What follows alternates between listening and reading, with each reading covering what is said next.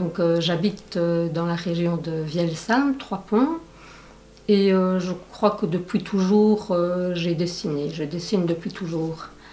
Donc c'est quelque chose qui me travaille et qui fait que c'est ma vie en même temps. Mes sources d'inspiration, c'est la nature.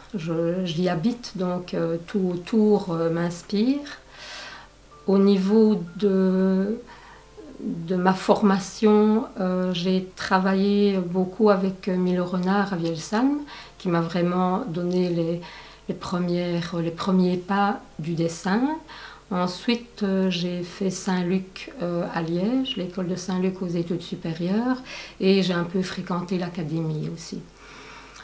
Et puis, j'ai continué mon petit bonhomme de chemin, j'ai eu mes enfants, mon mari, j'ai arrêté un petit peu de temps en temps de dessiner, mais ça restait toujours près de moi. Et avec le temps, j'ai développé de plus en plus ce travail. Toujours avec, comme je dis, la source d'inspiration qui est la nature, mais de façon évolutive, en tout cas, j'espère. Donc au départ, des paysages, des choses un petit peu plus lointaines, et puis de plus en plus de rapprochements avec la botanique, où là j'ai vraiment travaillé la nature de près. Les carnets de croquis, c'est quelque chose qui est important pour moi.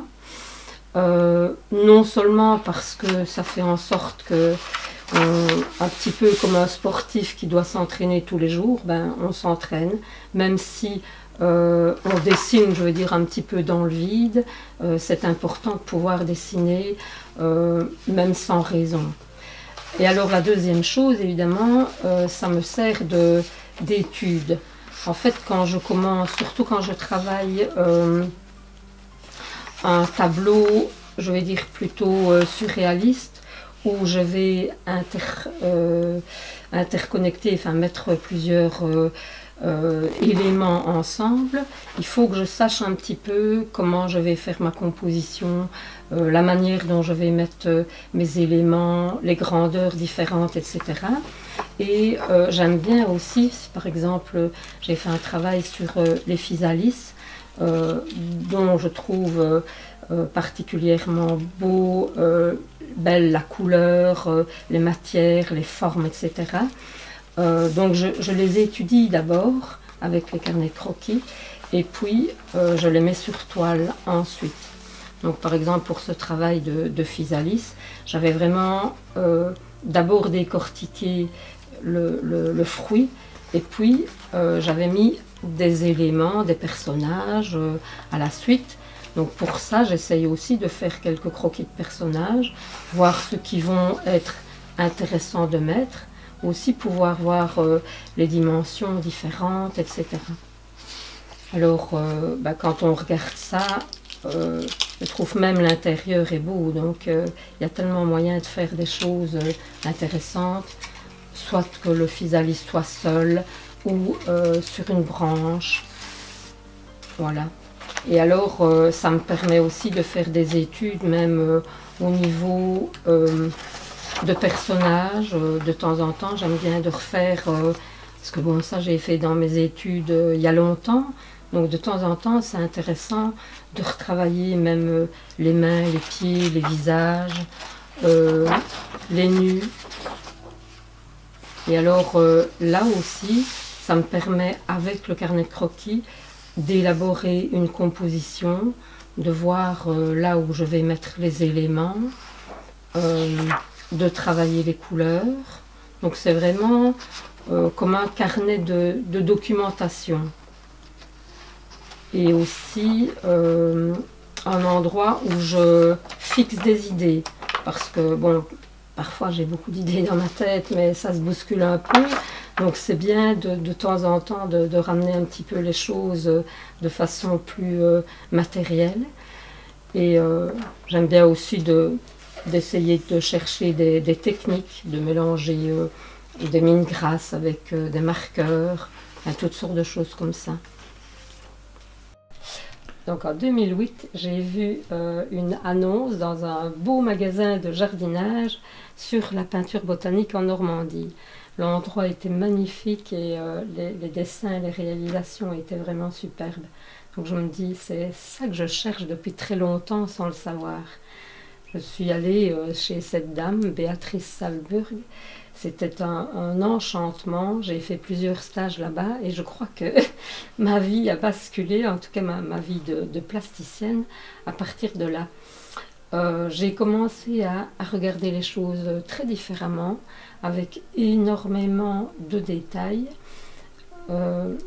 Encore une fois, la nature, rien que la nature, et rien que la nature, il y a tellement, tellement de choses à faire, c'est incroyable.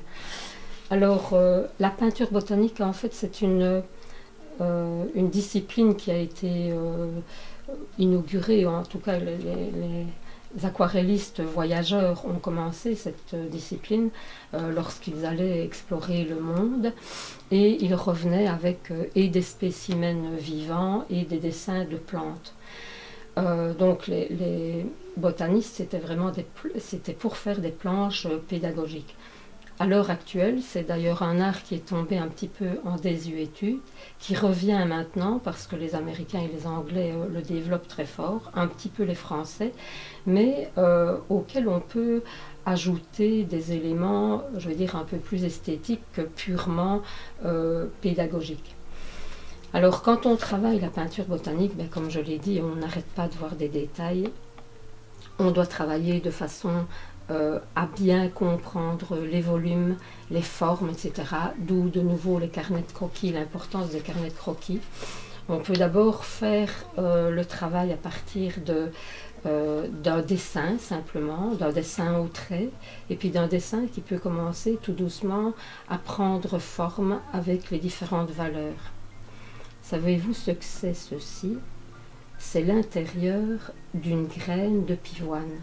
C'est un réel bijou et en réalité c'est beaucoup plus petit. Mais donc tout ça, quand on coupe, on décortique, on voit toutes sortes de choses comme ça extraordinaires. On peut même ne faire qu'une partie de feuille. Et pour ça, il faut de nouveau comprendre ce qui est clair, ce qui est foncé, ce qui fait le relief de telle ou telle chose. On doit aussi essayer de comprendre comment va-t-on découper une forme blanche sur du blanc. Et ça, c'est tout un travail d'observation. Le maître mot de la peinture botanique, c'est l'observation, en fait. Bon, ça peut être justement des planches réellement pédagogiques et en entier, ou des planches où on fait des essais, où on essaye aussi de comprendre comment va-t-on reproduire la pruime qu'il y a sur les prunes, le blanc de la manite, le détail avec les nervures, toutes sortes de choses. Et puis évidemment, il faut faire très attention aux couleurs. Alors, il y a des formes presque, je veux dire, presque casse-tête, hein, quand on doit faire ce genre de choses. On doit d'abord faire tout un travail géométrique. Quand on voit lacardaire, quand on voit le soleil, enfin le tournesol, tout ça n'est que géométrie. Et il faut vraiment travailler par couche, par zone, commencer les teintes les plus claires et foncer, monter en valeur au fur et à mesure. Donc ça c'est pour la peinture. Donc depuis que je fais de la peinture botanique, je récolte des trésors dans la nature. Alors j'appelle ça des trésors parce que quand on les regarde de nouveau vraiment de près, il y a des choses magnifiques qui se dessinent.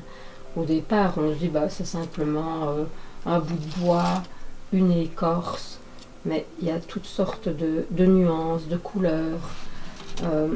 On peut voir aussi même les papillons qui sont magnifiques, des petits morceaux, même des morceaux d'ailes, partir d'un fruit dont je ne sais pas toujours le nom, qui est d'abord frais et puis séché, c'est aussi intéressant.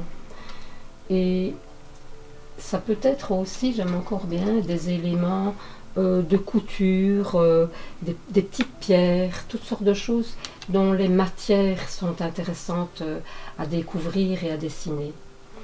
À propos de ce champignon, enfin, j'ai un amour particulier pour le champignon bleu. C'est une Pésise turquoise de Belém. Donc on a été les chercher là au stage dans les bois de Belém, là où ils font des rassemblements de mycologues. Et je n'avais jamais vu un bois turquoise comme ça. Et donc j'ai appris que ce qui donnait cette couleur, c'était des petits champignons qui ressemblent en fait à des clous. Alors pour terminer, pour faire cette planche, j'ai fait quelques essais. D'abord essayer de comprendre comment était le champignon, aussi trouver les couleurs justes et pouvoir le décliner sur les bois, sur le côté, etc. Donc à partir de ces petits trésors, ça me permet aussi de travailler d'autres sujets, comme quand je retravaille un peu les sujets surréalistes, mais de façon de nouveau un peu à la manière botanique, mais qui ne serait pas automatiquement comme une planche de nouveau didactique. Je peux à partir de là trouver, tiens, deux yeux, un personnage, mais le reste traité de façon botanique. Mes sources d'inspiration sont très éclectiques, si on dit ça comme ça. Donc c'est vrai qu'au départ, j'étais fort braquée Jérôme Bosch parce que j'adorais le surréalisme. Et puis au fur et à mesure, il y a toutes sortes de découvertes. J'aime toujours énormément les paysages, les paysagistes notamment du 19e siècle et leur ciel absolument extraordinaire, leur clair-obscur, ça ce sont des choses que j'aime beaucoup, leur dessin découpé des arbres. Alors Dürer bien sûr avec sa fameuse touffe d'herbe qui a vraiment été un peu le déclencheur aussi de la peinture botanique. Dans les choses un peu plus proches de nous, il y a une dessinatrice que j'aime beaucoup qui s'appelle Sarah Simley, qui a fait la botanique pour les artistes, mais qui a un dessin très nerveux, donc qui est peut-être un peu moins méticuleux que certains artistes botaniques, mais pour moi, j'aime beaucoup la manière dont elle appréhende de nouveau les arbres, les fleurs, même les bulbes. Il y a tellement de relief et on voit que la plante vit en fait. Alors dans tout ce qui est un peu plus anecdotique, plus histoire, j'aime beaucoup Carl Larsson avec toute son histoire familiale. Donc il a vraiment tout au long de sa vie illustré toute sa famille qui vivait très paisiblement. Et je crois qu'il avait beaucoup d'enfants. Il dessinait les intérieurs, les extérieurs, les jardins, de façon très poétique. Quelqu'un que j'aime aussi, Lux Skeuten, qui a fait tout un livre et toute une exposition sur les cités végétales. Il y en a à foison. Frédéric Clément, c'est une source d'inspiration aussi parce qu'il travaille justement avec des petits trésors. Il fait beaucoup des dessins et des photos, mais il fait toutes sortes de compositions et puis il a illustré beaucoup de livres et on retrouve des éléments végétaux, des éléments, des papillons, des choses comme ça qui sont très intéressantes. Un illustrateur que j'ai découvert il y a quelques années, c'est François Schmitt, qui lui s'amuse à faire des jardins, cabanes perchées avec beaucoup d'humour. Donc un très beau dessin aussi, très fouillé. Hein, il y en a qui vont trouver ça vraiment trop peut-être, mais ce qui m'intéresse aussi, c'est de voir le dessin et de ne pas le découvrir en une fois. On le voit, puis on voit encore une chose, et encore une autre, et on peut se promener dedans plusieurs fois. Ça, c'est vraiment une démarche que j'aime bien. Et voilà, dans d'autres chose un petit peu aussi éclectique, mais ça c'est plutôt le côté graphisme. Brandoli, c'est un illustrateur. J'aime beaucoup la manière dont il dessine noir et blanc, dont il fait ses personnages. Et voilà, ça me fait même penser parfois à certaines estampes japonaises. Emile Close, évidemment, avec ses paysages et ses lumières merveilleuses, des paysages très champêtres, où on a envie d'être, même si on voit que les gens travaillent durement. Mais voilà, ça fait penser aussi à un passé révolu. C'est très beau. Ouais. Voilà. Et dans des choses un peu plus différentes, Klimt, j'aime aussi, parce qu'il fait, j'aime aussi la manière dont il fait ses visages et dont il travaille le côté un petit peu même paysage et en même temps décoratif. Donc un mélange de tout.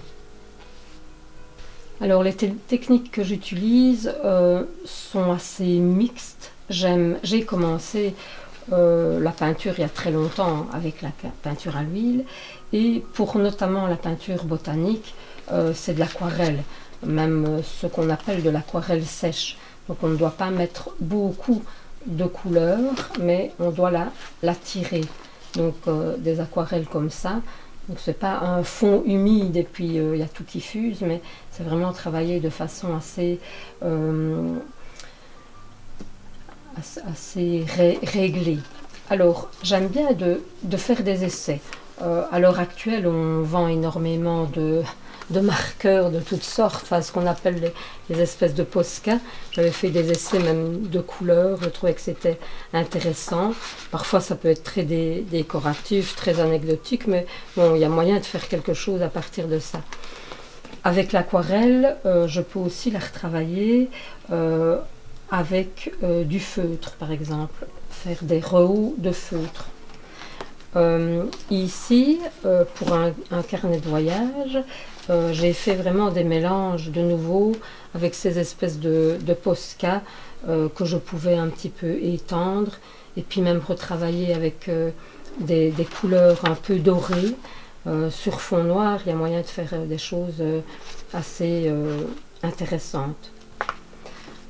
Ou alors simplement du crayon aquarellable que l'on peut humidifier ou pas.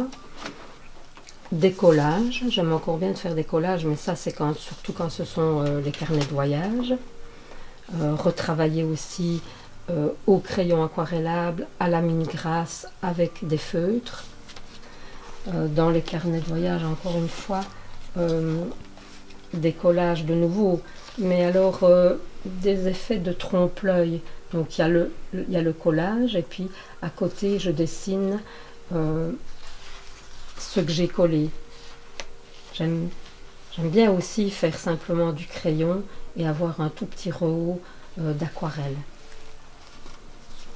Donc ceci c'est une réalisation à l'acrylique, je dis qu'il est un petit peu le pendant de la couleur à l'huile que j'aimais beaucoup et que j'ai travaillé il y a plusieurs années, mais à ce moment-là c'était avec des couches, donc vraiment des vernis, un petit peu comme les peintres flamands utilisaient il y a plusieurs siècles.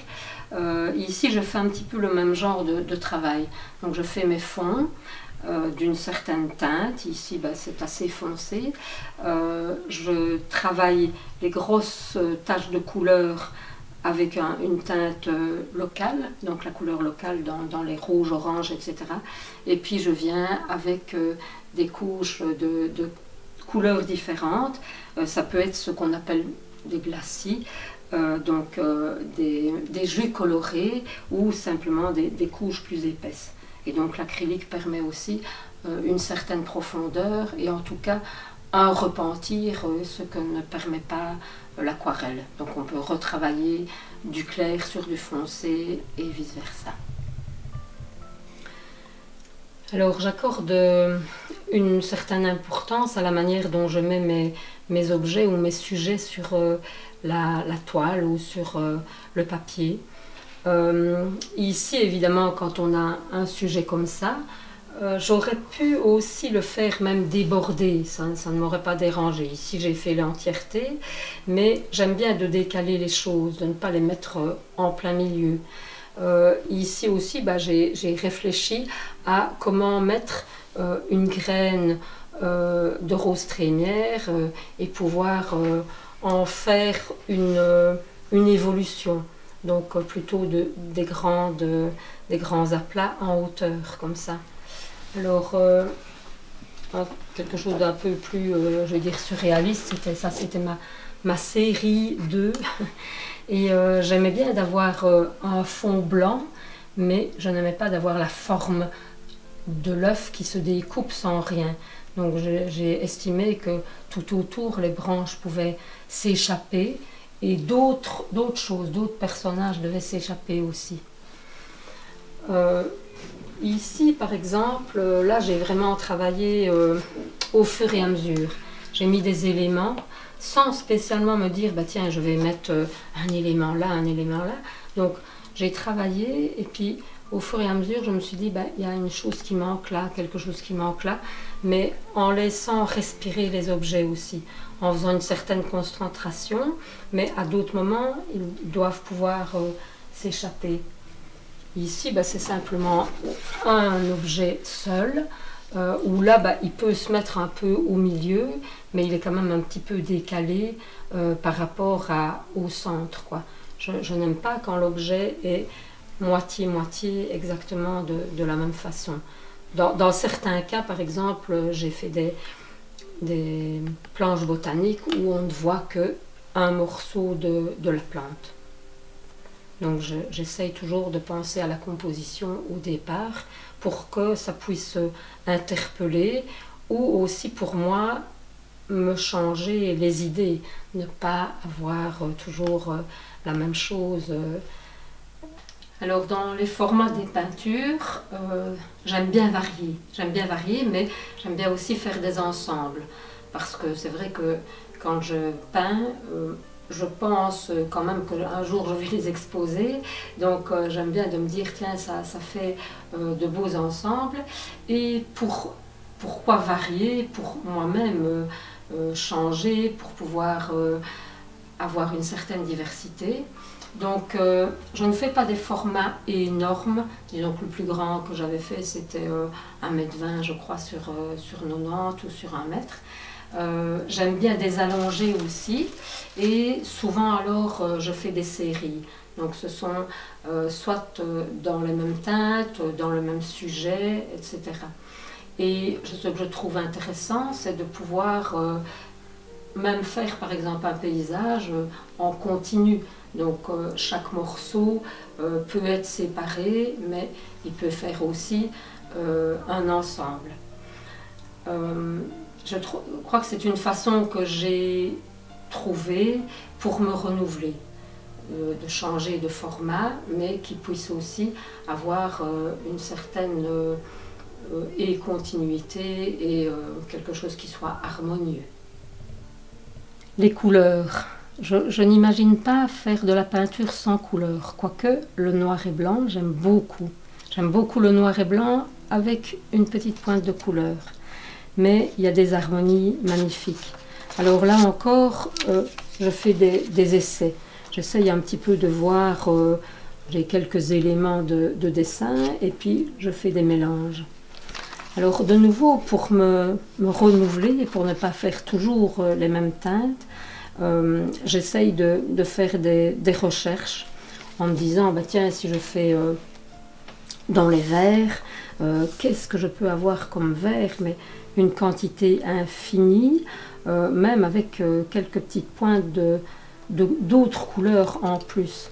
Alors parfois il m'arrive donc quand je fais mes fameux croquis de départ pour un travail, il m'arrive alors de faire des essais aussi et de nouveau même de partir avec du noir et blanc et quelques petites taches de couleur en plus. J'essaye aussi de faire des fonds pour voir ce que je peux rajouter à l'arrière. Et alors simplement je peux m'amuser, ça peut être avec avec des oiseaux exotiques, etc. Avec les teintes que j'ai au niveau de mes boîtes de pastel. Et je m'amuse à les mettre ensemble et pouvoir un peu décaler certaines teintes pour voir ce que ça peut donner. À partir de là, je peux retenir des harmonies qui m'intéressent. Ici aussi. Et par exemple, dans les petits carrés qu'on a ici, j'ai travaillé avec très peu de couleurs. Il y avait toujours le noir qui était en fond, le turquoise et un jaune un peu moutarde et du blanc. Et simplement en mélangeant ces teintes-là de façon avec des proportions différentes, on arrive à des harmonies qui peuvent être différentes quand même. Entre vagabonde et cultivée.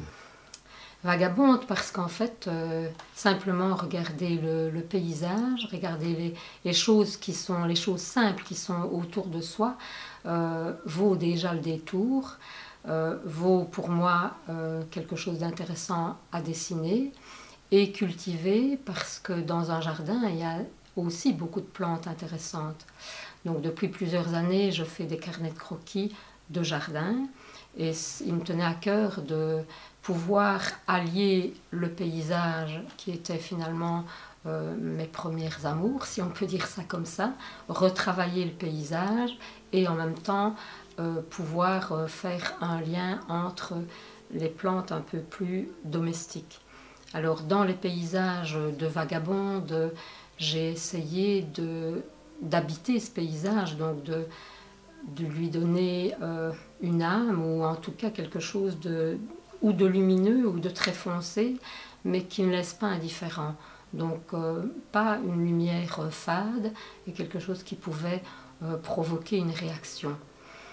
Le jardin, c'est aussi quelque chose d'important dans ma vie, donc le fait déjà de faire des croquis m'intéresse et en faisant le lien avec les deux, ça peut aussi provoquer chez le spectateur, enfin du moins je l'espère, une réflexion ou en tout cas quelque chose qui peut se dire, tiens, même des plantes sauvages, même des mauvaises herbes entre guillemets, peuvent être intéressantes et belles, pourquoi pas.